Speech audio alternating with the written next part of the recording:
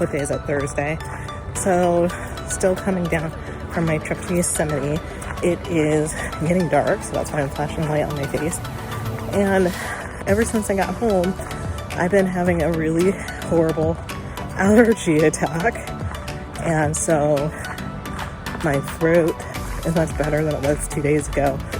My throat was on fire, and I've been sneezing, needing to blow my nose a lot. That's what I'm dealing with, and just feeling awfully tired. So I don't know. I don't know if it's because of the winds or because of the fires that are not far from us today, but I'm still getting my walk in, and I'm just trying to get back on track with some of my projects and wearing my beanie for my nostalgic moment about Yosemite. And I gotta start planning for the next trip, so at least it gives me a little bit of hope. I came back and I sort of immediately started feeling kind of down about some stuff. I mean, I can't be too down about things because look at this sunset.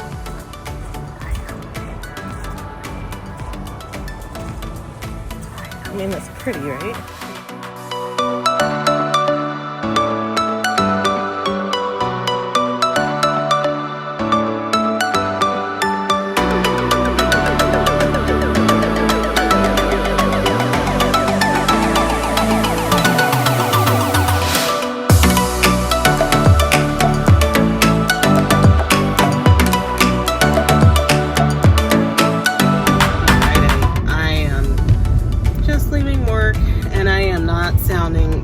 Great or chipper.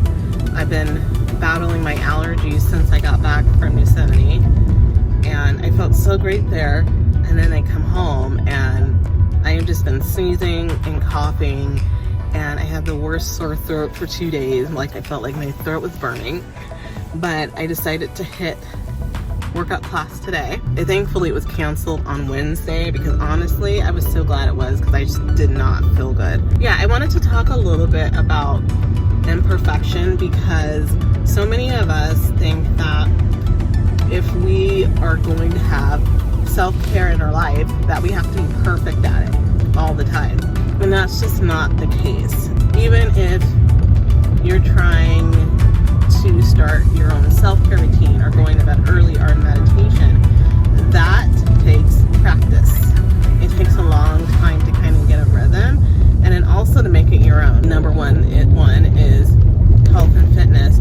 Today we did this barbell workout, and I'm honestly not the best at it, and I work at it every time we do it, but it's a challenge, and I tend to get the heavier weights and get pushed a little bit more, and sometimes I get discouraged, and like I automatically do this comparison thing. I should be doing it better, or my form's horrible and people are judging me. And then I also have that in like the different areas of my life. Like, my life should be here, and I got done with my workout and I just sat down and I was like, I need to stop comparing myself and trying to be perfect all the time. I'm just not perfect, and no one is. And I think if you embrace imperfections in your life, in all areas of your life, and just know that, hey, you're going to make mistakes.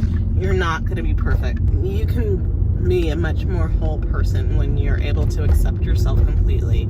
I'm not there yet, I'll be honest, but it's definitely a work in progress to be able to embrace yourself in all aspects, the good, the bad, the ugly, and be completely and totally okay with yourself, and not to judge yourself harshly. If you're starting a new routine, new health plan, to spend more time individually with your kids for 5 minutes a day, meditating for 5 minutes a day, it's gonna take some time, and you have to work at it. And that's my message for today. Embrace imperfections and self-care. It's part of the journey, and cut yourself a little bit of a break instead of judging yourself, and give yourself a little bit of praise and say, hey, at least I'm trying. Happy Sunday. This week's self-care moment, change of mindset with the cold plunge. And I know I always talk about cold plunging, but my mind has not been on task this week. I just got into this complete rumination of like negative thoughts and comparison. And let me tell you about this morning. So I woke up this morning around 7 o'clock. We just changed times again. So I woke up at 7. I actually woke up just coughing. I'm still fighting this allergy shenanigans. And then I was like, okay, I'm gonna get up. I'm gonna make myself some tea. I'm gonna lay back down for an hour, and then I'm gonna get up and get dressed for my breathwork class. Well, I lay back down and I made the mistake of not setting 2 alarms. So I end up laying down, going back to sleep, and then I just jolt up 10:08 and my class starts at 10:30. I just run in the shower really quick, grab what I can, get out the door. I'm out the door by 10:15 and I'm flooring it to class. And I end up being 10 minutes late to my cold plunge class. You know, that constant rushing and not planning is something that is one of my self-care habits that I need to really work on. Getting focused and planning to be somewhere ahead. And even though I think, oh, I can wake myself up, is just to give myself little reminders. Cold plunging and mindset. When you go through the breathwork class, at least in my mind, sometimes I can be very clear in class and not have things in my head. But I have a lot of stuff popping up recently with work, and it has a lot to do with guilt of taking time off, which I should have no guilt with taking time off because I did earn the time off and put the work in. Then of course I have this comparison with others, and that's like in every area of my life. So everything pops up in that class if my mind is not on a good vibe. Going through the cold plunge, I loved that class, and going into the water because your body goes into fight or flight and your mind goes very clear. If you're a type of person that has like ruminating negative thoughts like I do, that's something that you should definitely try, is to go to a cold plunge class. I don't know if there's a lot of places. I happen to have a place that you can actually go to, and that's what they do, and they coach you through how to go to the cold plunge and be successful. Talk about, you have all these negative thoughts that are in a pop-up saying that you can't do it. And honestly, it's like the first 30 seconds of getting in, you want to jump out. Your mind is telling you you're going to die. But after 30 to 45 seconds, then your body starts to acclimate. It's really fascinating. Every time I'm away for a week, I go through that whole process again of, oh, I can't do this. Negative thoughts. You're going to have to jump out. You're going to die. Even though I've been doing this since the end of June. It's just a reminder of little things that you can do to reset your mindset. Me, it's negative thoughts. I have a hard time. I've been battling that forever. I'm trying to replace that. And my thing is not being lazy and allowing my brain just to go on and on. It's to completely confront it. And so things that change my mindset and make my mind clear that are healthy that I've chosen to do is to do cold plunge. And it has a lot of other benefits. Another thing that it benefits is restarting my metabolism. That's what I've noticed in this class. There's a lot of dopamine helping your body. If you have muscle pain, it really depends on your situation. There's certain people who should not be doing cold plunge because it's really hard. If you have a heart condition, whatever, you can look into that.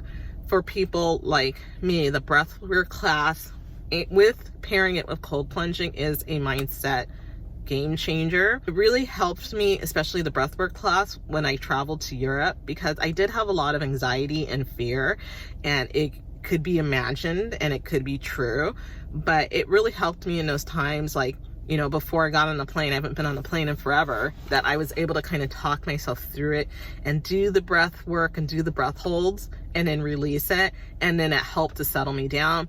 And then also in my hikes in Yosemite, when I was doing Vernal Falls, that was a really hard hike for me physically because I'm still working on releasing an additional 30 pounds.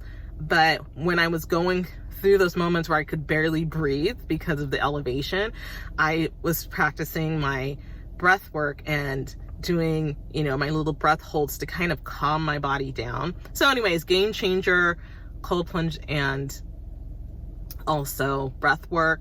And then when my mind is super clear, what I started doing is doing affirmations. And so during my breathwork class, our instructors, they are going through and they are pumping us up and giving us positive affirmations.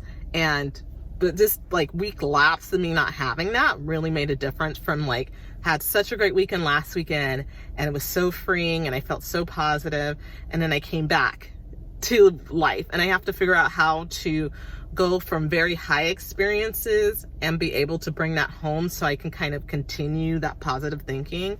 When I was like doing my breathwork class, I was having these negative thoughts and I said, okay, well, remember last week you were on top of Glacier Point, and remember that, and like how proud you felt and how that was an accomplishment to be there, and that you got to do these wonderful hikes and you made one, went on several hikes and did really well. Reminder, by having those affirmations, I need it 3 times a day. You might only need it morning and night. But for me, it's like I need it constantly, and to battle back those negative thoughts. One of the things I started doing in a cold plunge is when my mind is really clear and I'm like, oh, I want to be done, I challenge myself to an additional minute to sit. And then what I do is I do affirmations. So I say, I am strong, I am capable, I am able to overcome anything. If I'm able to sit in this water, like nothing can stop me. I have a lot of negative fear about like finances and like my career, and I'm like, well, if I can get through this, like anything that comes my way, I can overcome. That's my self-care tip of the day on this Sunday, is mindset shift with self-care. One tip is to do cold plunge in a breathwork class. Definitely do that with an instructor who can coach you through that. And then 2, mindset shift with affirmations, and doing those affirmations 2 to 3 times a day. And 3 is challenging those negative thoughts, and to be very intentional about standing up to those negative thoughts and telling them to basically, F off, and replace it with a positive thought.